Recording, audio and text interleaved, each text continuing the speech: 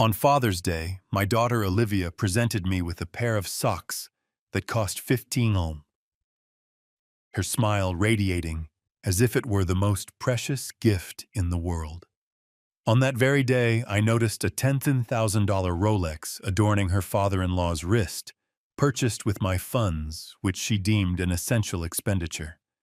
Following that, she reached out to me 17 times, pleading, "Daddy, please don't go through with this." Yet it was already too late. I found myself on a journey where regret had no place. Before we move forward, we kindly ask you to subscribe to the channel and share your location in the comments below. The sunlight streamed through the living room windows, casting warm golden hues over the well-loved couch where I waited for Olivia.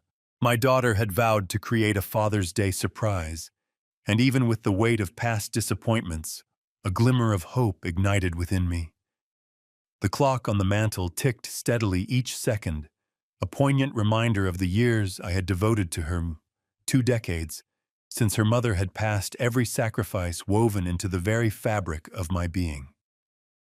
The room carried a subtle scent of lemon polish, a ritual I maintained in memory of my late wife. Yet it was the family photos on the shelf that truly grounded me, Olivia. As a gap-toothed child, my proud smile beside her at her graduation moments captured of us together, always us. The doorbell rang, and a wave of excitement washed over me. I opened the door to discover Olivia standing there, her auburn hair elegantly pulled into a sleek bun, her designer coat strikingly polished for our humble Chicago suburb. She clutched a modest gift bag, the tissue paper wrinkled as if it had been tossed in without much care. Her husband Liam stood behind her, his smirk as refined as his loafers. "Wishing you a wonderful Father's Day, Dad." Olivia spoke, her tone honeyed, yet laced with an undercurrent of steel reminiscent of a delicate facade hiding a fierce truth. She shoved the bag into my hands, her smile strained, like she was caught in a moment she wished to escape. I managed a smile, my fingertips grazing the coarse paper. "Thank you, darling." The bag seemed almost weightless, lacking any real substance. I settled into the couch, feeling their gazes upon me. Olivia's filled with anticipation, while Liam's held a hint of amusement. The clock's ticking grew more pronounced, or perhaps it was merely the sound of my racing heart. I retrieved a pair of navy socks, the sort you might discover in a bargain bin, for $15. The price tag hung there, a silent challenge swaying gently, as if to mock. My heart raced, yet I maintained an expression of calm. I held up the socks, my voice firm as I stated the obvious. "Realistic. I've always envisioned these." Olivia's laugh was delicate, almost fragile. "Precisely. Isn't that something valuable? It's not as if you require anything extravagant." Her perfectly polished nails shimmered as she casually adjusted her scarf, a seemingly simple action that spoke volumes about the distance that lay between us. Liam let out a soft laugh, resting casually against the doorframe. "Indeed, Paul, you have a straightforward nature. Simplicity is all that is required." His tone was laced with superiority, and I sensed the space around me constrict, the atmosphere heavy with their collective arrogance. I nodded, folding the socks with a meticulousness that felt foreign to me. "Thank you so much, both of you." My voice remained calm, yet my hands quivered just enough to reveal the turmoil within. I caught a glimpse of the picture of my beloved wife Ellen, her gentle gaze lingering from the frame. Had I let her down, bringing up a daughter who regarded me as a duty? The thought pierced through me, yet I forced it away. "Are you going to stick around for some coffee?" I inquired, fully aware of what the response would be. "Oh, we have some exciting plans," Olivia remarked, glancing at her phone. "Evening meal with William, the father of Liam. He just can't help himself, always playing the gracious host." She shared a fleeting look with Liam, a spark of an emotion I couldn't quite identify. Perhaps it was secrecy or even a hint of triumph. My stomach churned, yet I allowed it to fade away. They rushed out the door in mere moments, leaving the house enveloped in an unsettling silence, the clocks ticking, like a relentless hammer against my skull. I took the socks to the kitchen, feeling an urge to be active, to take action. The gift bag caught on the edge of the counter, the tissue ripping apart like a fragile vow. I placed the socks aside and grasped a mug, my hands trembling slightly. In that moment, the realization struck me: Olivia's college tuition, a staggering $40,000 each year, funded by sacrificing my dream of a boat and a peaceful retirement on the water. I convinced myself it was meaningful, that she would embody the love of our family for the future. The mug slipped from my fingers, crashing to the tile floor in a cascade of shards. I gazed at the fragments, sharp and beyond repair, my breath uneven. Was it all in vain? I gathered the fragments, every stroke of the broom deepening the pain within me. Olivia's voice lingered in my thoughts, a whisper of something significant. "Isn't that so?" And I found myself questioning the moment she ceased to view me as her father and began to perceive me merely as a tool for her own purposes. The aroma of coffee filled the kitchen, rich and robust. I lingered at the table, the socks taunting me from the counter. My laptop sat open, a remnant of countless hours spent sifting through work emails, yet today I found myself drawn to social media, craving a momentary escape. That was the moment I noticed it. A snapshot shared just an hour ago by Olivia. William Liam's father sat at the restaurant table with a broad smile, his wrist showcasing a shiny Rolex that exuded wealth. Her caption expressed heartfelt appreciation, celebrating a father-in-law whose elegance deserves a gift that reflects his distinguished nature. A chill coursed through me. I focused on the image, bringing it closer into view. The watch's face shimmered beneath the restaurant lights, undeniably captivating. I recalled her call from 2 months back, her voice quivering. "Father, I need $10,000. It's essential, especially when it comes to health matters." I transferred the funds that very day without a hint of hesitation. My hands trembled as I gazed at the screen. The socks were left behind, the clock continued its relentless ticking, and within me a subtle shift occurred, not with a bang, but softly, like a lock finding its home. Olivia had reached out to me 17 times that day, her voice filled with urgency. "Daddy, please don't go through with this." Yet she remained unaware that I had embarked on a journey where regret had no place. The kitchen was now shrouded in dimness, the afternoon light suffocated by the encroaching clouds. The shattered pieces of the mug rested in the garbage, yet the sting of betrayal remained more intense than the coffee growing cold in my cup. The laptop screen illuminated the room while the gleam of William's Rolex seared into my vision. I leaned closer once more, hoping the pixels would uncover a flaw, a reason behind it all. Olivia's caption ridiculed me, "a present that perfectly aligns with your sophistication." My fingers lingered above the keyboard, quivering with an intensity I hadn't experienced in ages. $10,000. My funds deemed essential, now sparkling on her father-in-law's wrist, while I clutched $15 socks. I closed the laptop with a decisive snap, the noise cutting through the stillness of the kitchen. The clock in the living room ticked on, unyielding each second, a poignant reminder of the years I had devoted to her, every late shift, every dream put on hold.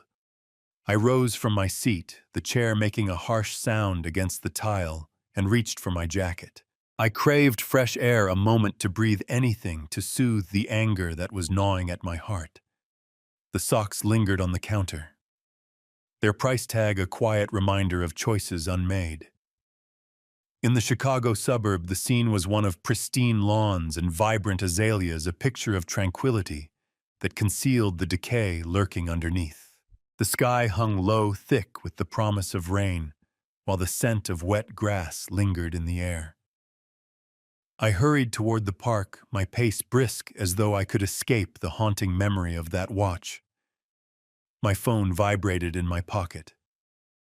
Olivia once more, her 17th call of the day. I brushed it aside, the gentle buzz against my thigh, a soft reminder of my heartbeat. "Daddy, please don't do this," she had begged earlier, But what did she expect me to do? Let go of the past and embrace understanding. Act as if I was unaware. The park held a serene stillness, with the swings gently moving back and forth in the soft breeze. I paused at the familiar wooden bench, a place where I once pushed Olivia on the swings, her joyful laughter echoing around me. A memory emerged unexpectedly of her at 6 pigtails dancing, vowing she'd forever be your little girl. I had faith in her at that moment, in the connection we had forged, following Ellen's passing. At that moment, the promise seemed nothing more than a deception as empty as the gift bag she had given me. I sat quietly, the bench groaning softly beneath me, my gaze fixed on the vacant swing, swaying gently in the breeze. The watch gleamed in my thoughts, a challenge I couldn't ignore. "Thank you, Paul." A voice interrupted my reflections. Carl, my neighbor, was jogging past with his cheerful spaniel in tow. His round face glowed with warmth, exuding the same friendliness as ever.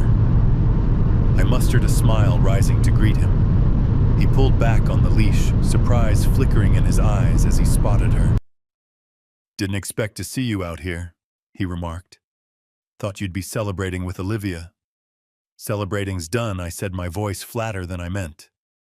Carl tilted his head, curious, but I waved it off. "Just needed a walk." He nodded, scratching his dog's ears. "Saw your girl downtown last month, you know, at that fancy jewelry store on Oak Street.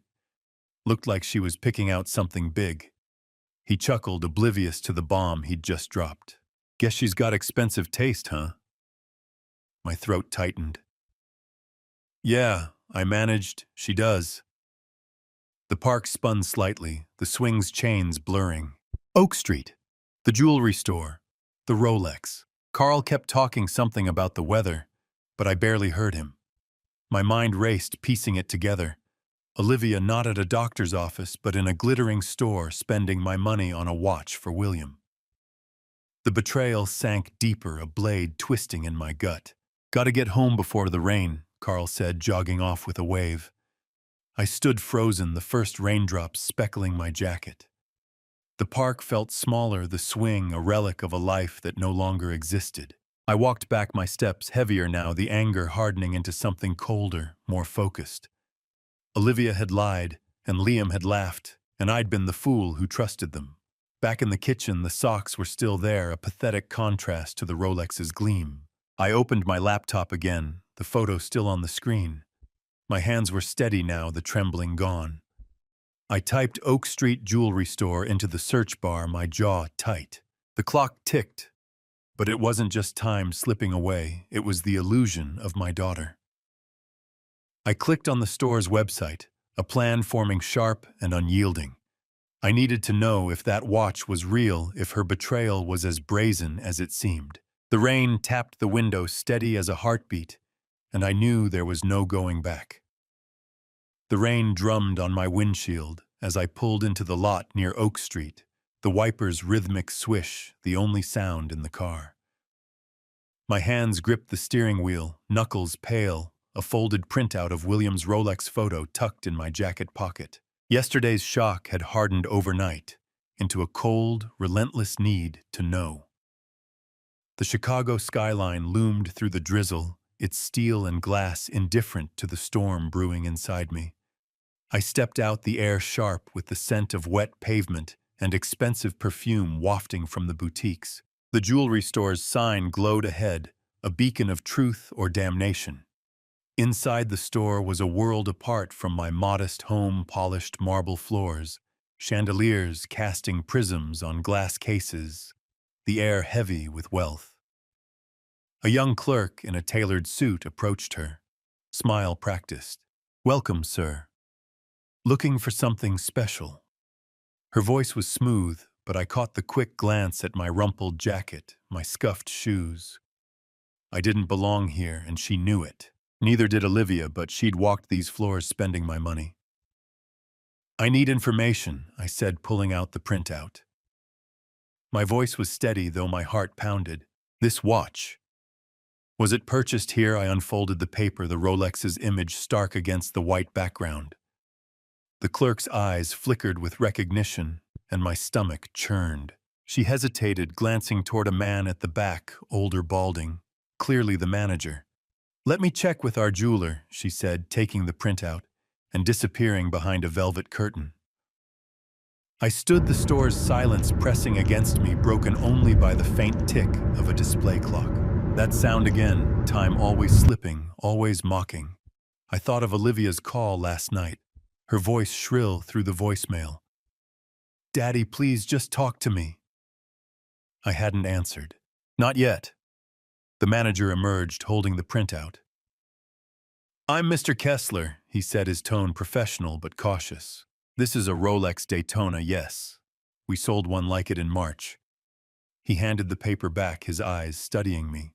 "May I ask why you're inquiring?" My throat tightened, but I kept my gaze level.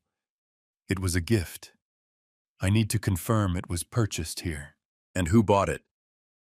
I slid my credit card statement across the counter, the $10,000 charge circled in red. My hand didn't shake, though. Inside I was unraveling. "This is my account." "Was it used for the purchase?" Kessler's face softened, a flicker of understanding. He tapped at a tablet, then nodded. "The transaction matches. Paid in full, March 15. A young woman made the purchase, accompanied by a man. She said it was for a family member." His words landed like a punch, each one confirming what I'd dreaded. Olivia. Liam. My money. "Was the watch real?" I asked, my voice low, almost a growl. Kessler raised an eyebrow, but he answered, "Absolutely. We don't deal in counterfeits. That piece was $200 with tax." He paused, sensing my tension. "Is there a problem, sir?" I forced a tight smile. "No problem. Just needed to know." I took the printout and statement, folding them carefully, as if they were evidence in a trial. The store's lights felt too bright now, the air too thick. I thanked Kessler and stepped back into the rain, my shoes splashing in shallow puddles. The truth was mine, and it was worse than I'd imagined. In my car, I sat, the printout crumpled in my fist. The rain blurred the windshield, and I saw Olivia's face in my mind, not the woman who'd lied, but the girl who'd cried when I bandaged her scraped knee. A memory surfaced 2 months ago, her voice soft, desperate. "It's for medical bills, Daddy." I wouldn't ask if it wasn't serious. I'd believed her wired the money, felt like a good father. Now I felt like a fool. I glanced at my reflection in the rearview mirror, gray hair, tired eyes, but a hardness I hadn't seen before. The man staring back wasn't the Paul who'd accepted socks with a smile. He was someone new. Someone done being played. My phone sat on the passenger seat, Olivia's missed calls piling up. 17 yesterday, 3 more today. She knew I'd seen the photo. She knew I was asking questions. My fingers hovered over her name, the screen glowing in the dim car. The rain pounded harder, a drum roll for the confrontation to come. I pressed call, my jaw tight, and waited as it rang. Whatever she said next, it wouldn't change the truth. The clock in my mind ticked louder, counting down to something inevitable. The rain hammered the roof of my car, a relentless drumbeat that matched the pulse in my temples.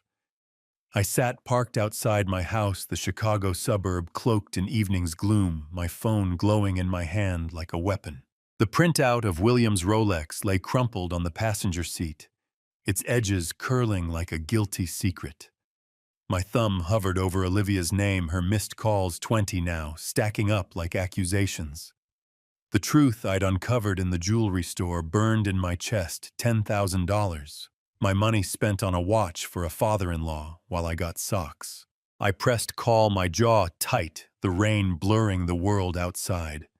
The line clicked, and Olivia's voice burst through, sharp and impatient. "Daddy, finally. Why haven't you answered?" Her tone was a mix of relief and irritation, as if I were the one who owed her something. I gripped the steering wheel, the leather slick under my palm, and took a slow breath. "I've been busy," I said, my voice low, deliberate. Had to check on something, like a $10,000 Rolex. The words landed like stones, and for a moment, there was silence, just the rain's steady roar. I could almost see her pacing her pristine living room, her manicured nails tapping her phone. "What are you talking about?" she snapped, but there was a tremor in her voice, a crack in her armor. "You're being ridiculous." "Am I?" I leaned forward, my eyes on the windshield, where rain streaked like tears I refused to shed. "I went to the store, Olivia, Oak Street. They confirmed it. You used my card. For William." My voice stayed even, but each word carried the weight of betrayal. The clock in my mind ticked relentless, counting the seconds of her hesitation. She laughed, a brittle, forced sound. "God, you always make a mountain out of nothing. It was a gift, okay? William's done so much for us. You wouldn't understand." Her condescension stung, but it was the panic beneath it that caught my attention. She was scrambling. "A gift," I repeated, my tone flat. "With my money. You told me it was for medical bills. Vital, you said."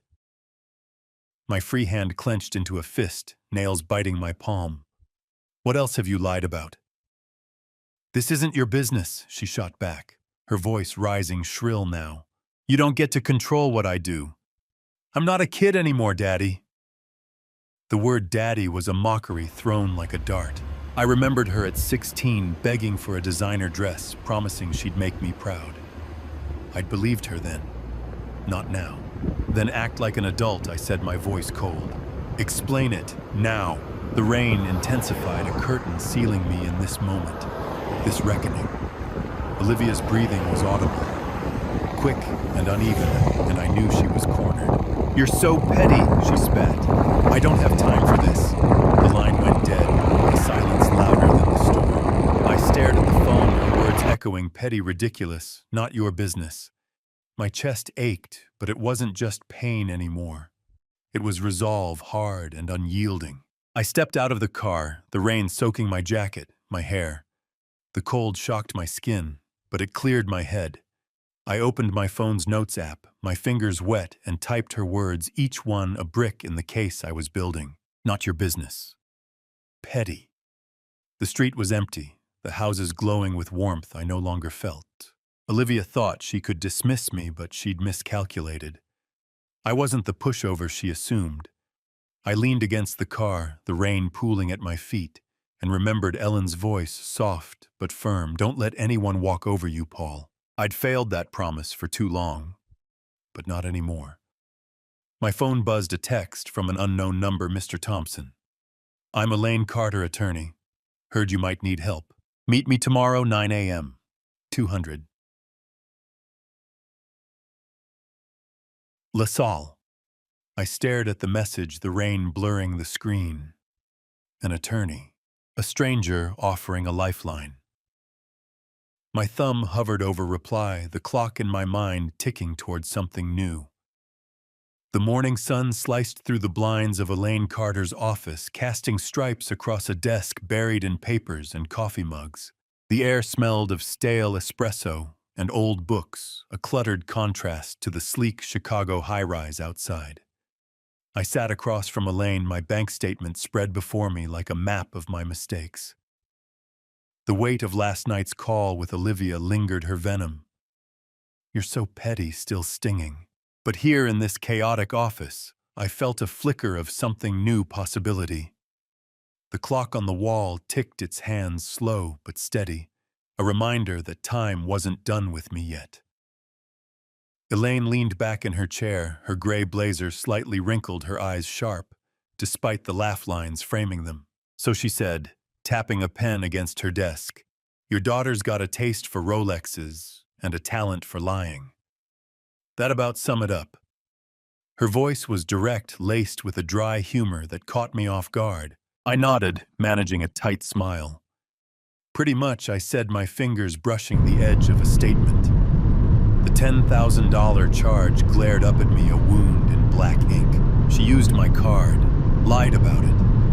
And those socks, I trailed off, the memory of Olivia's smug smile twisting my gut. Elaine snorted. "Socks for Father's Day. Kids got nerve." She leaned forward, scanning the documents. But nerve doesn't pay for watches. Let's talk options.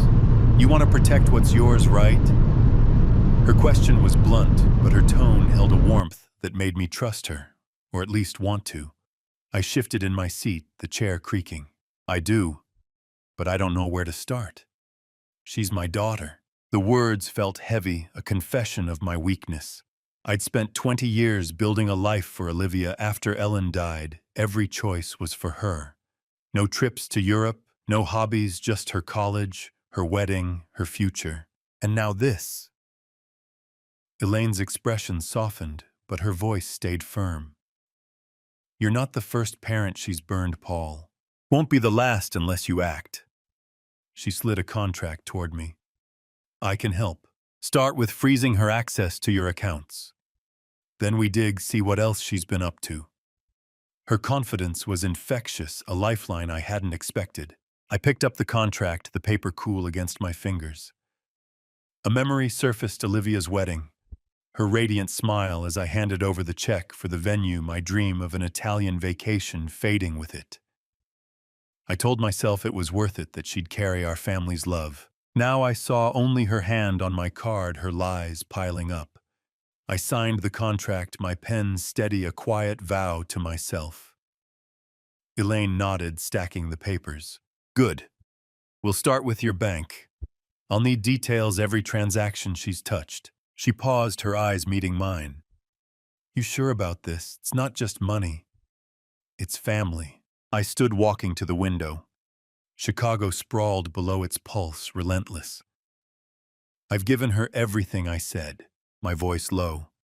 Time I took something back. The words felt foreign but right. The clock ticked behind me, its rhythm a call to action, not regret.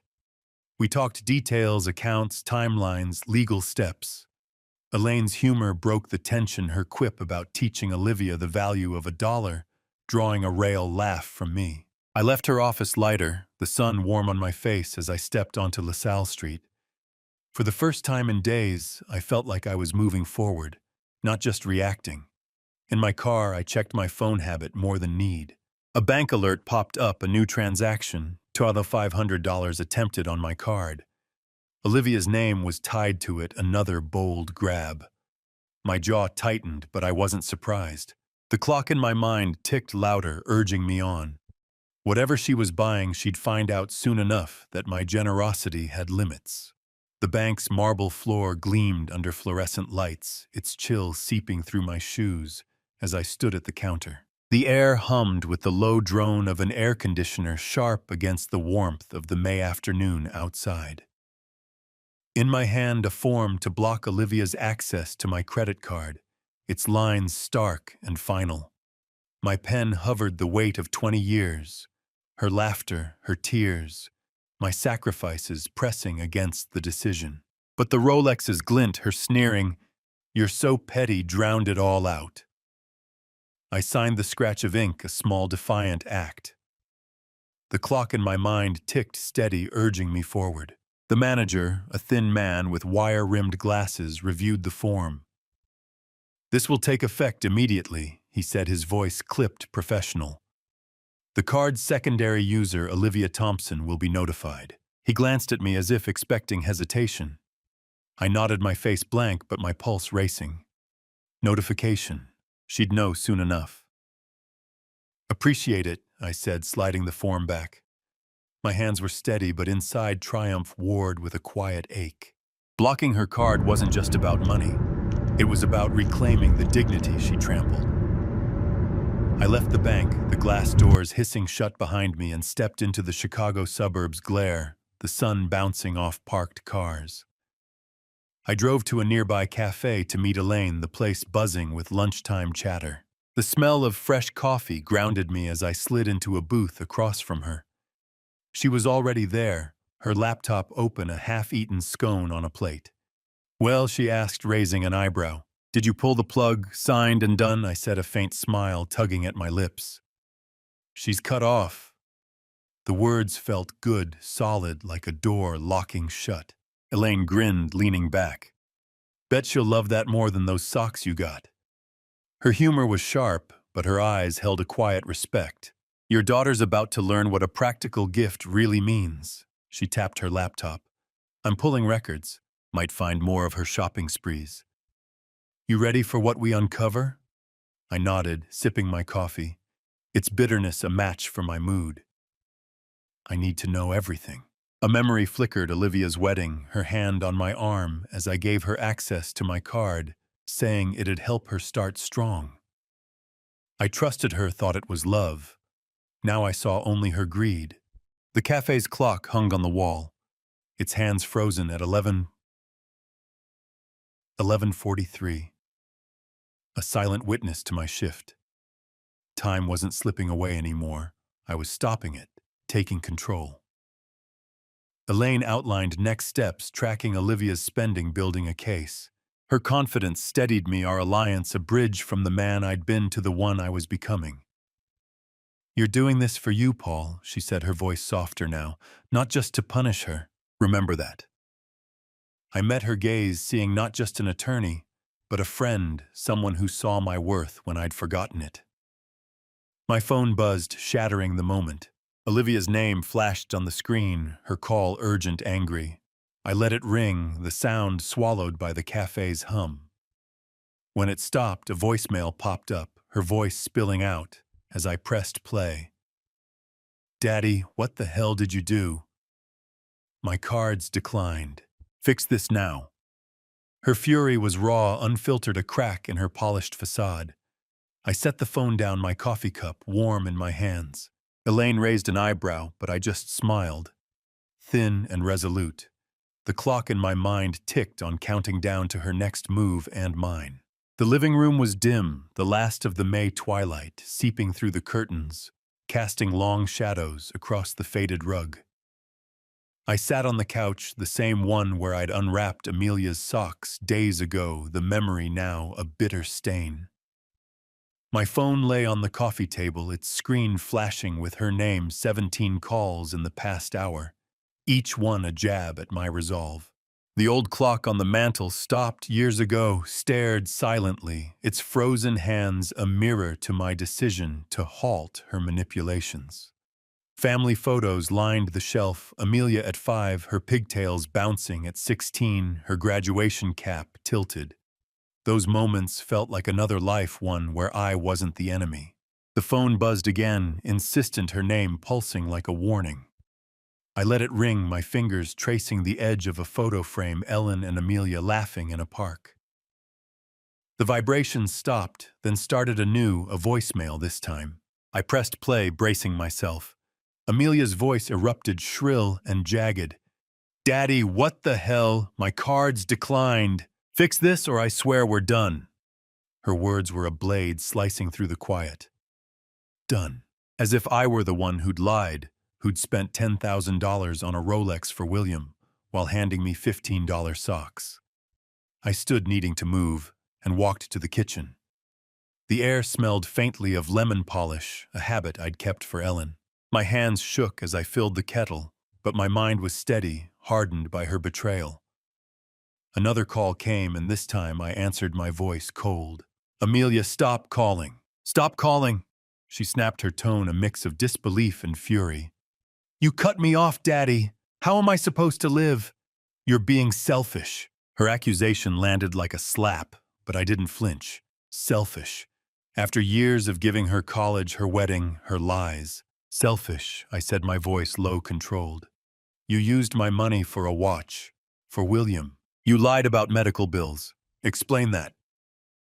The kettle hissed steam, curling like my anger. Silence stretched on her end, broken only by her sharp breaths. It's not what you think, she said, finally, her voice softer, manipulative.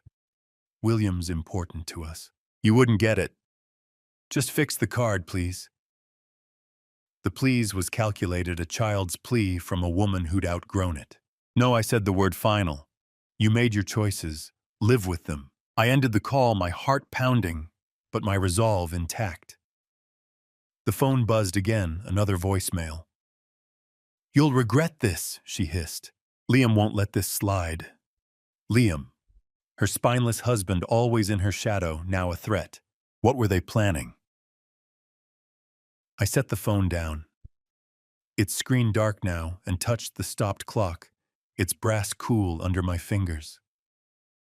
A memory surfaced: Amelia at 10 running to me after a fight with friends, her tears soaking my shirt.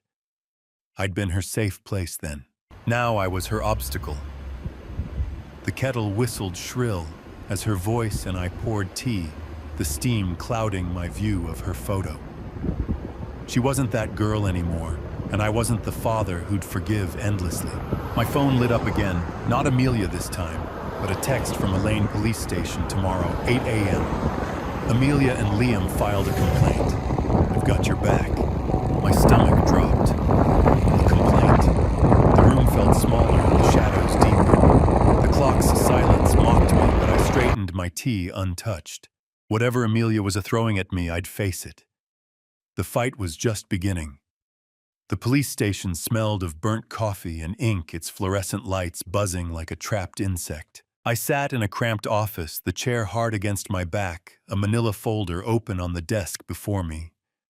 Officer Daniels, a burly man with a skeptical frown, flipped through Amelia's complaint, his eyes flicking to me as if I were the criminal. Elaine sat beside me, her blazer sharp, her presence a shield. Outside, Chicago's morning was gray clouds pressing low, mirroring the weight in my chest. Amelia and Liam had struck back, accusing me of financial abuse for cutting off their access to my money. The audacity burned, but Elaine's steady gaze kept me grounded. Daniels cleared his throat, his voice gruff. Mr. Thompson, your daughter and son-in-law claim you've restricted their access to family funds, causing them hardship. Care to explain? His tone suggested I was already guilty, and my hands tightened around the pen I held, its plastic edges biting my palm. Family funds. I said, my voice even but edged. It's my money. They spent $10,000 of it on a watch for someone else. I blocked their access to stop the theft.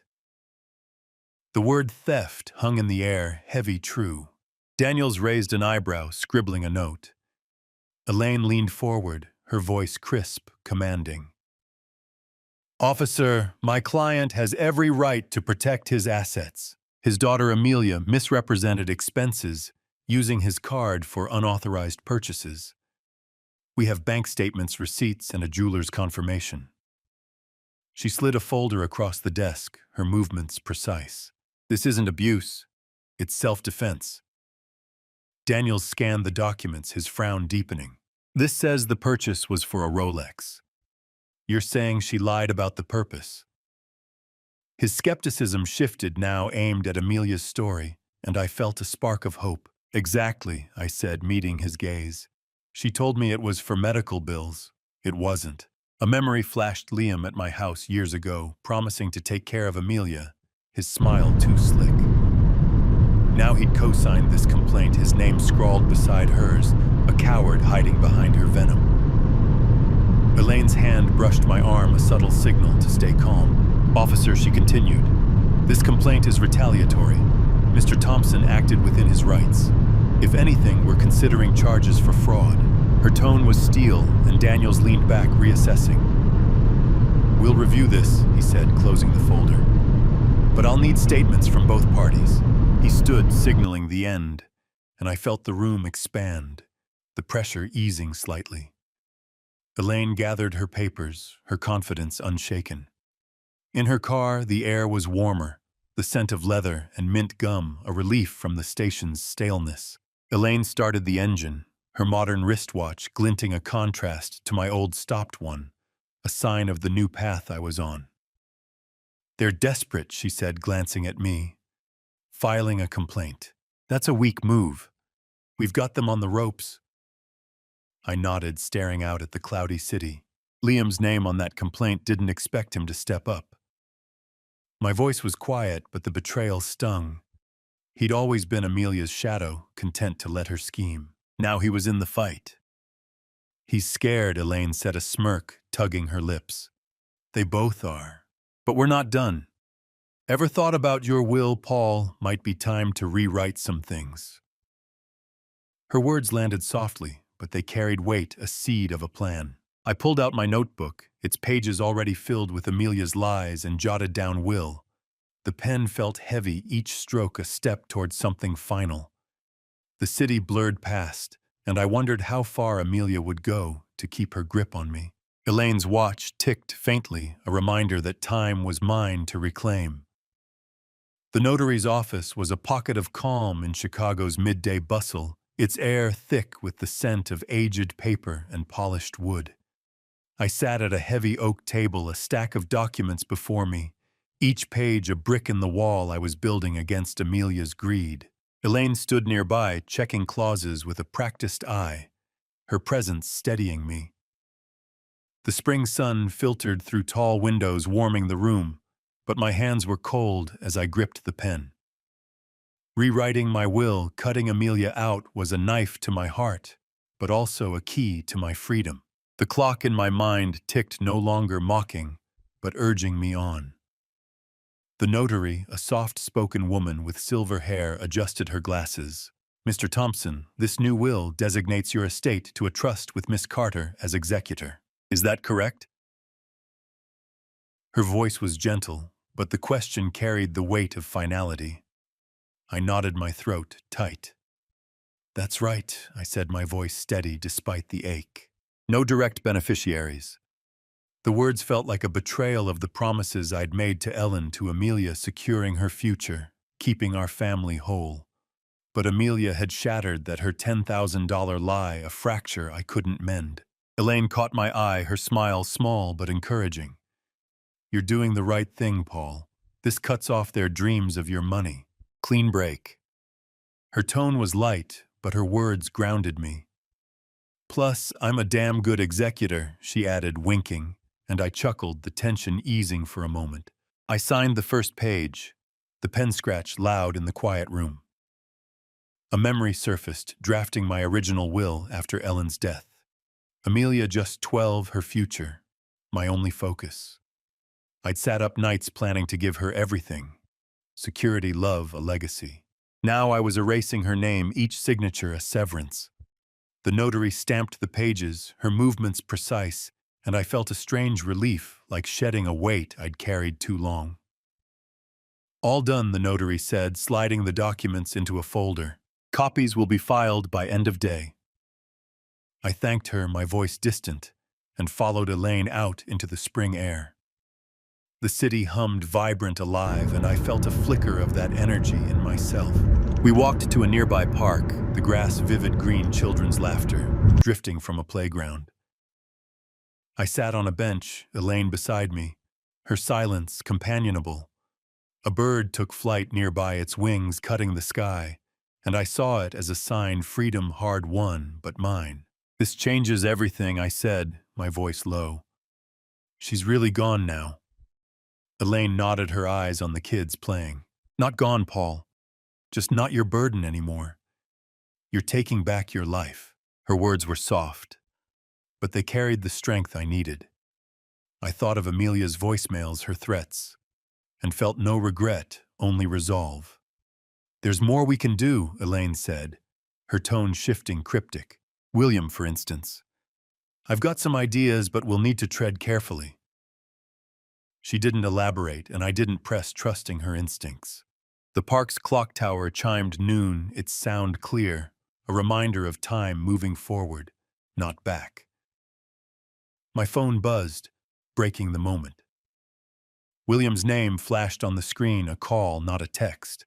"Paul, we need to talk," his voice said through voicemail, gruff but urgent. "Meet me at my office tomorrow, 10 a.m. I stared at the phone, the bird's flight now a distant speck.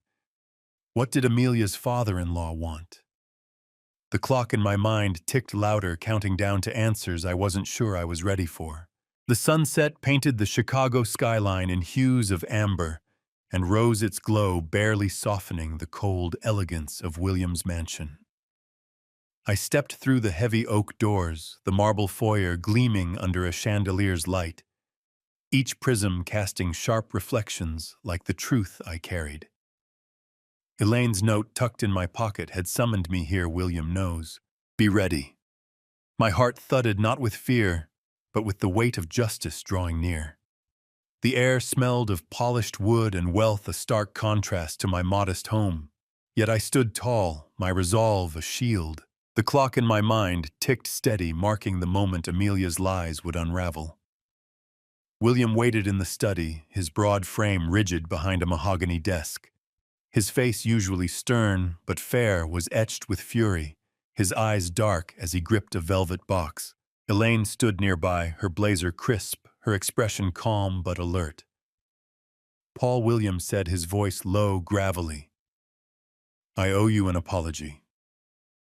He slid the box across the desk, its contents unmistakable, a Rolex, the one Amelia had bought with my $10,000, now a symbol of her betrayal. I didn't touch it, my hands steady at my sides. "You didn't know," I said, my tone even though my pulse raced. "She lied to us both." The words were simple, but they carried years of sacrifice, college tuition, missed dreams, all for a daughter who traded my love for a watch. William's jaw tightened, his fingers trembling as he opened the box. The Rolex gleamed its face, mocking under the study's lights. "She told me it was her gift," he said, his voice cracking with disgust. "Said it was to thank me for my support. I'd never have taken it if I'd known it was yours." His honesty pierced the lavish atmosphere, revealing for the first time not the formidable tycoon, but a man who had faced betrayal much like myself. Elaine moved ahead, her voice clear and deliberate. "Amelia provided an inaccurate account of the funds, William. We possessed the bank statements, her signature, and the jeweler's account. She took Paul's money without his approval." Her words cut deep, revealing the raw pain beneath the surface. She looked my way, a quiet encouragement to hold on. William closed the box with a decisive thud, the noise cutting through the silence. He remarked, his gaze sharpening, "She's been getting too close to my business as well," advocating for a position, subtly suggesting opportunities for investment. I believed it was drive. Now I understand it's all about greed. His confession lingered in the air, a hint of Amelia's intricate plans, yet he chose not to expand, and I refrained from probing further. Not at this moment. I locked eyes with him, my tone resolute. "I have no need for your sympathy, William. I seek what is just." The promise resonated deeply, a commitment not only to him, but also to my own heart, honoring Ellen's memory. He nodded, sliding the box closer to me. "Go ahead," he urged. "It belongs to you, and I will handle Amelia." His tone hinted at repercussions, and I had no doubt he meant it. I hoisted the box, its heft anchoring me, a solid fragment of my self-respect reclaimed. We stepped out of the study, Elaine's hand gently grazing my arm, offering silent reassurance. The evening air outside was refreshingly cool, with the distant hum of the city creating a soothing backdrop. As I sat in my car, I carefully opened the box, the Rolex shimmering softly in the dwindling light. A memory emerged, William, at a family gathering long ago, extolling Amelia's spirit, his pride now in ruins. I gently closed the box, my fingers unwavering. This wasn't merely a watch. It was evidence that I wasn't the simpleton Amelia believed me to be. My phone vibrated, revealing a missed call from Amelia, accompanied by a text that simply read, "We need to talk." The soft light illuminated the interior of the car, her words hanging in the air, like a delicate balance between desperation and deception. I placed the phone aside, the weight of the Rolex box resting in my lap, and turned the key in the ignition.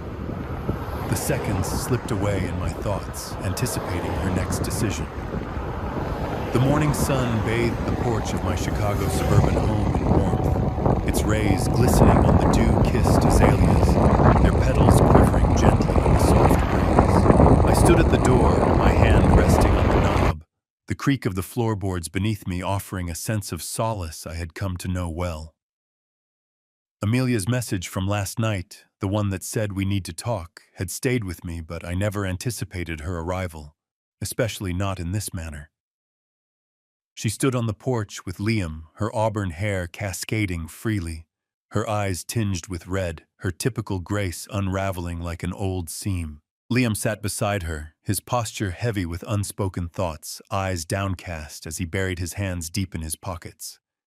Their appearance devoid of arrogance evoked not sympathy, but a profound resilience within me. The rhythm in my thoughts pulsed, unwavering, signaling the conclusion of their grasp. I pushed the door open further, yet remained on the threshold, my arms folded tightly across my chest. "What is it that you desire?" My voice remained steady, resolute, a stark contrast to the father who had once crumbled at the sight of her tears. The porch was infused with the scent of rich earth, and the vibrant flowers stood as a testament to the life I had crafted, free from her deceit. Amelia's lips trembled, her voice faltering. "Father, I beg you, we sincerely apologize. We made a mistake." She grasped her purse tightly, her nails pressing into the leather, a familiar nervous habit that had resurfaced after all these years. "The watch, the money, it was an error in judgment. Let's find a way to set things straight." Her gaze locked onto mine, filled with urgency, yet I could sense the underlying strategy, the glimmer of a yearning abyss. Liam cleared his throat, his voice barely a whisper. "We truly didn't intend to cause you any pain, Paul. Everything spiraled beyond control." He looked at Amelia as though expecting her to take charge, his timidity unmistakable. I recalled the moment at their wedding, where he vowed to support her. Yet those promises now felt empty. I stepped onto the porch, the wood groaning softly beneath me, and rested against the railing, taking in the moment. An error. I spoke, my voice edged, yet measured. "You used $10,000 of my funds to purchase a watch for William. Fabricated information regarding healthcare expenses. Submitted a report to the authorities. That's not an error. That's a decision to be made. My words were deliberate, each one a brick in the fortress I had constructed to shield myself from their influence." Amelia's tears flowed freely, yet they failed to touch my heart. "We've lost everything," she murmured, her voice trembling with emotion. "William is seething with anger. He severed our connection. We really need you, Daddy." The revelation suggested more profound sorrows, her aspirations tied to William's enterprise. Perhaps yet she chose not to expand on it, and I had no desire to pry. I stood tall, my eyes unwavering. "Your decisions have been made. Coexist with them." The words resonated with my previous determination, transforming into a guiding mantra. A vivid memory surfaced Amelia at the age of 7, eagerly handing me a card, adorned with crayon drawings, her smile radiating innocence. That girl had vanished. Replaced by this unfamiliar figure pleading for forgiveness I was unable to provide. Liam shifted his voice barely above a whisper. "We'll do anything, Paul. Simply say the word." His desperation was disheartening, yet it only steeled my resolve. I turned away, retreating toward the door. "There's nothing more to discuss," I stated, my tone resolute. The door creaked in protest as I nudged it open, marking the divide that lay between us. Amelia's sob trailed behind me, yet I chose not to look back. Within the living room, silence enveloped the space, the halted clock on the mantel standing as a mute observer of my decision. I shut the door, the latch snapping into place, and rested against it, my breathing calm and even. The phone vibrated softly on the coffee table, illuminating the screen with Elaine's name. I replied, her tone cheerful. "Hey, Paul, do you have a moment to take a stroll midday at the park? It's time for us to discuss the last step." Her words held a sense of hope, suggesting the possibility of something greater on the horizon. I looked at the shut door, the porch now deserted, and sensed the ticking clock in my mind, counting down to a future I was eager to embrace. The park buzzed with the energy of late May, the Chicago air fragrant with blooming lilacs, and the scent of freshly cut grass. I strolled alongside Elaine, the gravel path crackling beneath our feet, the sun gently warming my face. In my pocket, a check from the jeweler who purchased the Rolex, $9,800, After fees, a total I had already resolved to donate. The burden of Amelia's betrayal, which once felt like a heavy stone in my chest, had finally lifted, giving way to a serene sense of liberation. Children's laughter danced on the swings, their voices weaving a tapestry of hope, and I sensed it as well, a fresh start challenging, yet undeniably my own. The clock in my mind ticked gently now, marking time not in reverse but in a hopeful progression. Elaine nudged my shoulder, a playful sparkle dancing in her eyes. With that kind of money, Paul, you could have easily purchased a yacht. Or perhaps a stylish timepiece just for you. Her tone was playful and teasing, yet her smile radiated a sense of pride. She had stood by my side through every moment, navigating bank forms, visiting police stations, dealing with the will. And now in this moment, her friendship felt like a precious, unexpected blessing. I let out a light laugh, the sound effortless. I opted for tranquility instead. I remarked gently, tapping the coin in my pocket. A children's refuge in the heart of the city. They will achieve far more with it than I ever could. The choice felt instinctive, a means to transform Amelia's treachery into a positive outcome. Elaine nodded, a gentle warmth spreading across her face. Excellent decision, she remarked, nudging a small stone with her foot. I'm eagerly anticipating a coffee date when you're in the mood to treat yourself. Her playful wink elicited a chuckle from me, and I sensed a warmth that transcended the sun's rays, perhaps a flicker of something deeper, though we left it unspoken. We arrived at the lake, its surface glistening brilliantly in the midday sun. I picked up a smooth stone, sending it gliding over the surface of the water, the ripples radiating out in flawless circles.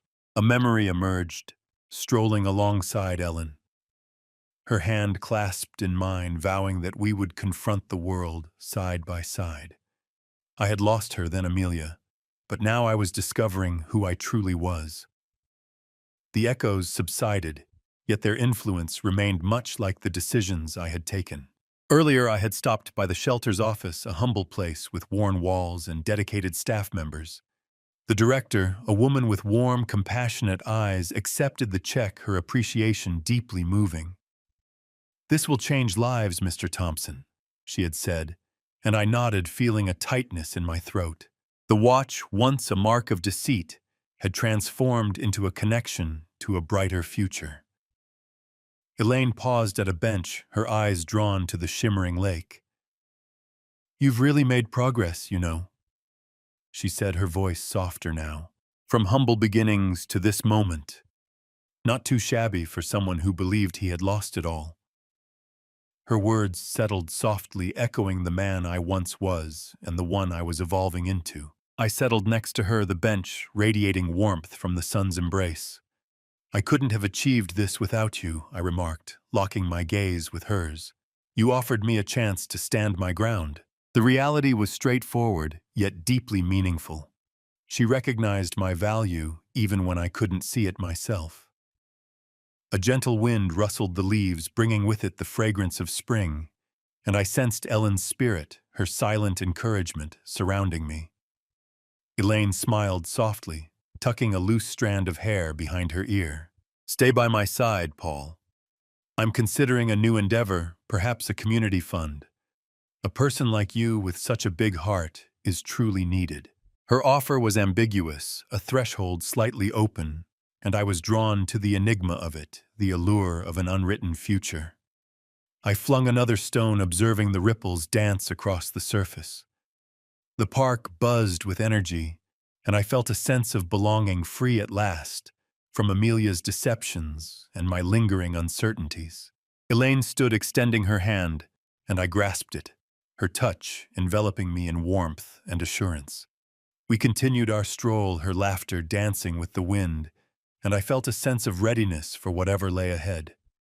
The gentle ticking of time in my thoughts resonated with a melody of aspiration, leading me toward a life I had rightfully claimed.